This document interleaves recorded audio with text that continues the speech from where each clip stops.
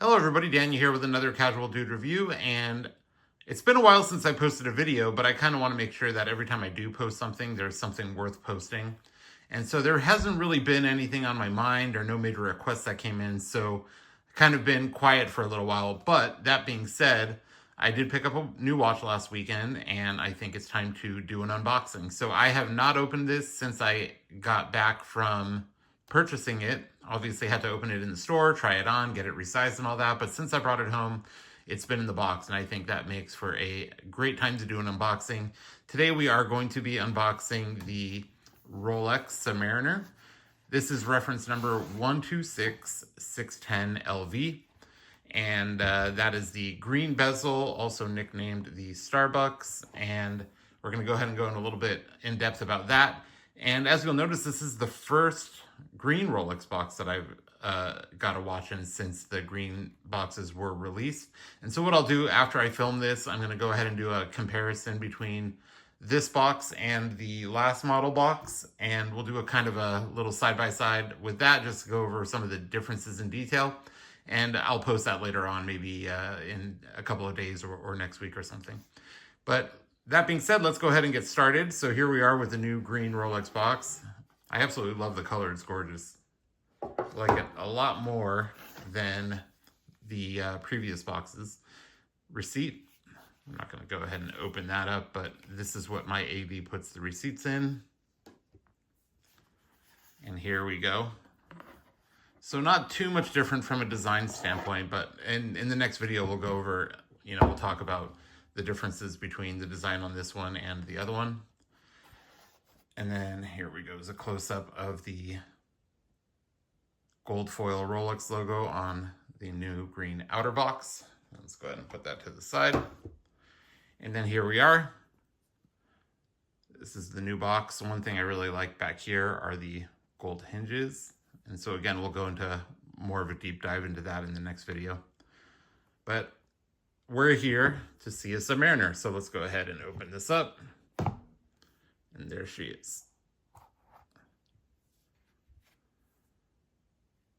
It's an absolutely gorgeous watch. If you've been watching my videos, you know that I'm trying to stay away from repetitiveness in my collection. And so I'm actually trying to downsize on some of the watches that I just have too much of, that don't add a lot of diversity. And so I have a GMT, I have a no date sub, and so I was really hesitant to pick this up, but I saw it and I kind of fell in love with it. And this green is actually like my color. I have a lot of furniture in that green. I love what I consider that kind of like old man green, old money green. It's just such a classic color. It just feels really premium and luxury. So I couldn't pass up on this one. Like I said, I don't have a date sub. And so even though there are a lot of similarities in the, the look and feel of the watches, I decided that I would go ahead and purchase this when it was offered to me. And so the nice thing about this, so just kind of like, I guess, a little bit of a market update type thing, is that I've seen a lot of Submariners hit the market. If you're on Reddit or you're on like the Rolex forums, you'll notice that there's been a lot of people posting that they've got a Submariner. And so it's not always the green bezel Submariner like this, but it is a classic in black. And I've seen a lot of no dates as well. So obviously I've kind of addressed this in the past, but I feel like Rolex makes watches in batches and ships them in batches. And I think what we're seeing right now is delivery of a lot of Submariners that are being delivered to customers. So the thing with this one is that I actually didn't have this on my list or anything like that. My AD offers me things randomly. Sometimes I say yes, sometimes I say no. This one I kind of sat on for a little while, and it was offered to me completely unprompted. And 3 days later, I went to go pick it up. So yeah, I'm hoping that's a sign of good things to come in the market, where more customers can get watches, and they don't have to resort to going to the gray market and paying overpriced for them. As many watches as I have, a lot of people think, oh yeah, it must be great to see all the appreciation on the watches you have. And honestly, I don't really look at watches as an investment. If I like it and I plan on wearing it, I'll buy it. If not, I'm not here for an investment. I'd rather the watches go to people who are ultimately going to wear them. So let's take a closer look here. Like I had mentioned, this is the green bezel Submariner. Now, this does have the nickname of Starbucks. In the past, it's been Kermit, and I think to some degree people still call it Kermit. But this is the latest model. So this is the 126 610 LV.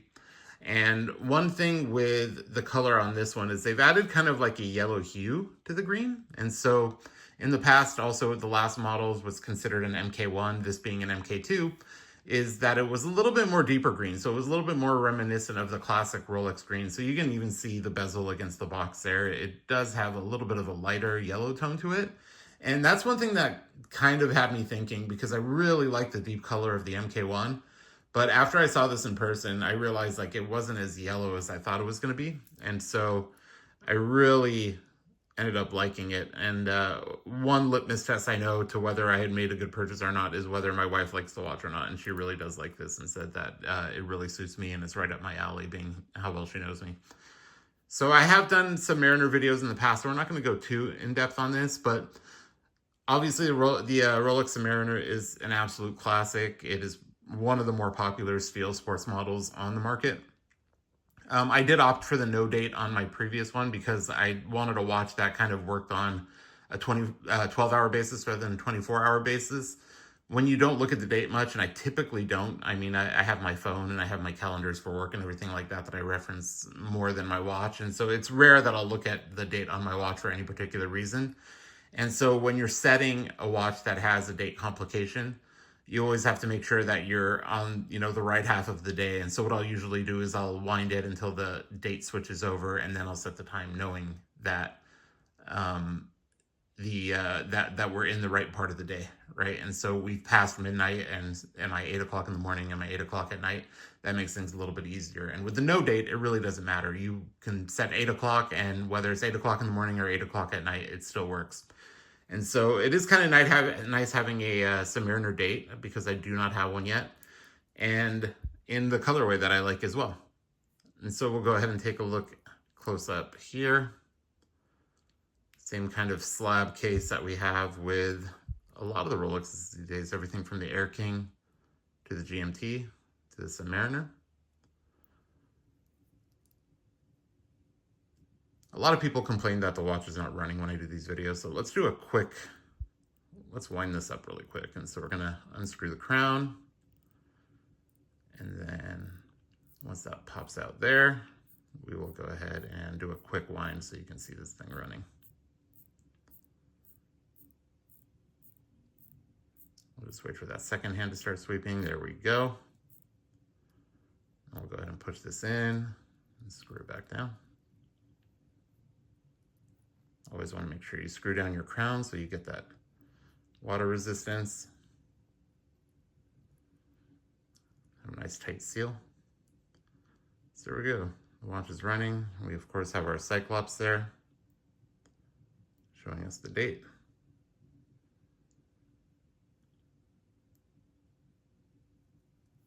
And we'll go ahead and put this on. As always, I do have a 7 3/4 inch wrist, so I do have a larger wrist, which is nice because I have a lot of options when it comes to sizing. I have Speedmasters that exceed 40 millimeters, and it's nice to be able to wear what I want without having it look too big. One thing I also love is obviously a micro adjustment is like a must for me. In the warmer weathers, my wrist expands between the morning and the afternoon. And so being able to adjust the watch on the fly is super helpful. That being said, I think the Submariner has one of my favorite features, which is the glide lock feature, which means that you can lift up the link here and then slide it into multiple positions. So it doesn't just have, 2 positions like most of the Rolexes do.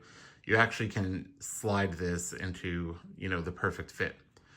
And so that makes the Submariner one of my favorite watches when it comes to being able to adjust on the fly, as opposed to my day date that doesn't have any at all, which, makes sense. It's a claspless, it's got an invisible clasp. And so in order to make it look the way it does, they did, kind of sacrifice that micro adjustment. So we're going to go ahead and put this on my wrist. And this was size, so 7 3/4 inch wrist with 1 link removed.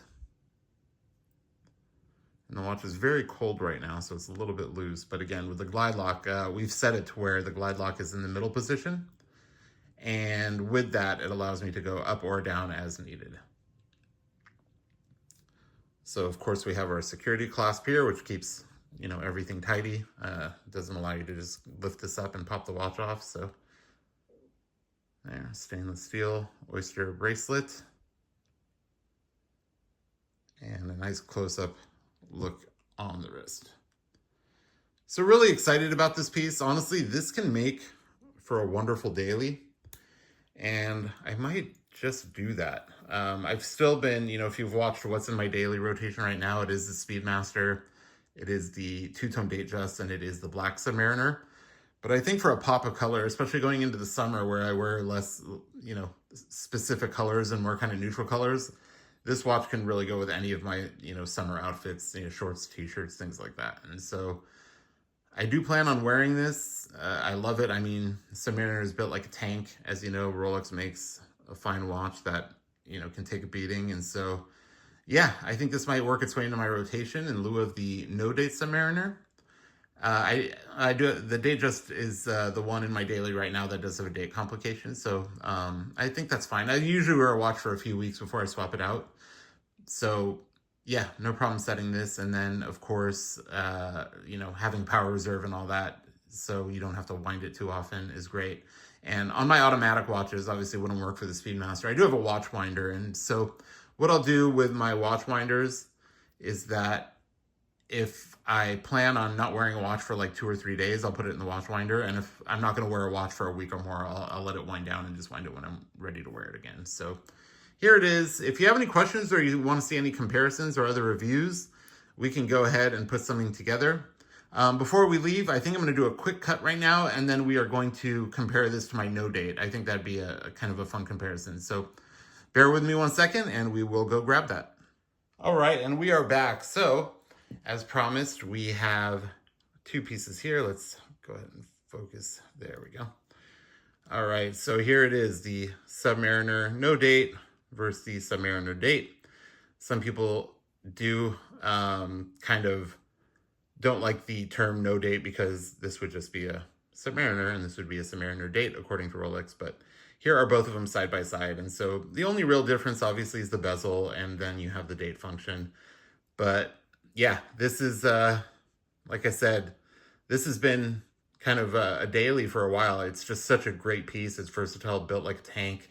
But, you know, I think it is time to add a little diversity. And so add a little color. That's one of the reasons, again, that I had picked this one up. I don't have a lot of, you know, kind of color, in your face color in the collection. And so I wanted something that would pop a little bit, you know, a lot of black dials, no bezel, things like that. But here we go. This is the date and no date side by side, both modern. You know, this was produced 2025, and the Submariner I picked up in 2022, so only 3 years difference here. And both lovely pieces. Before we leave, I do want to mention one more thing. So a lot of people have been asking what cases that I use in my video, and you know, some people like it, some people don't, but I do use these like cheap little cases here. And so let's focus in for you. These are hard enough. They're great travel cases, and so they are hard enough. They are not, you know, like a Pelican case or anything like that, of course. And they have some pretty basic pillows. They're these like polyurethane pillows, and you have this microfiber lining here, and again on the bottom. And so some people don't like them much. Some people ask why I have these cheap cases. They say, oh, I've got a real watch box. But these are great for my safe. And so I have about 15 watches now, and I bought these little tags, and then, you know, I could say like, these are my Speedmasters, and I put them on here, and whatever watch I'm looking for that day, I could just look at the tag and pull these out. And so I'll put 3 watches in at a time. I did just buy one that was bigger. I bought 2 8-watch boxes, but very similar in style. And I absolutely love these. And so, like I said, you know, I don't keep my watches out. I keep them in a safe just to make sure, you know, if anything were to happen, that I could protect my watch collection. But I love these. You know, they're very simple. They're cheap.